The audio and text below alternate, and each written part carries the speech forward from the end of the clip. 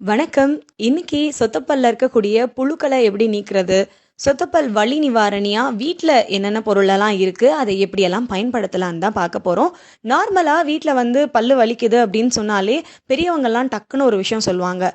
கிராம்ப பல்லுல வை அப்படின்ட்டு. நிஜமாவே அந்த கிராம்போட மொட்டு பகுதி இருக்கு இல்லையா? அத நம்ம சொத்தப்பல்லோட அடிப்பாகத்துல வச்சு நல்லா கடிச்சுக்கிட்டோம் அப்படின்னா, ஒரு 5 மினிட்ஸ்லயே அந்த சொத்தப்பல்லோட வலி நமக்கு குறையறது டிஃபரன்ஸ் தெரியும். கிராம்பு எண்ணெயெல்லாம் வலி நிவாரணியா நம்ம சொத்தப்பல்லுக்கு பயன்படுத்தலாம். அந்த சொத்தப்பல் ரொம்ப அதிகமாயிடுச்சு அப்படின்றப்போ, அங்க புழுக்கள் வர ஆரம்பிச்சுரும். அந்த புழுக்கள எப்படி நீக்கிறதுன்றத பத்தி தான் இன்னைக்கு நான் உங்க கூட ஷேர் பண்ணிக்க போறேன்.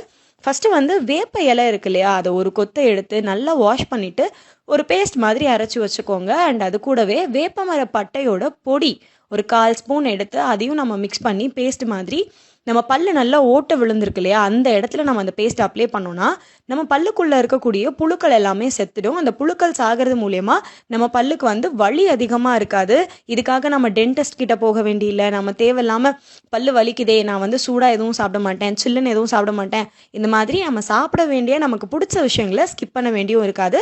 நீங்க கண்டிப்பா உங்களுக்கு சொத்த பல்லு இருக்குன்னா, இத ட்ரை பண்ணி பாருங்க. Thank you.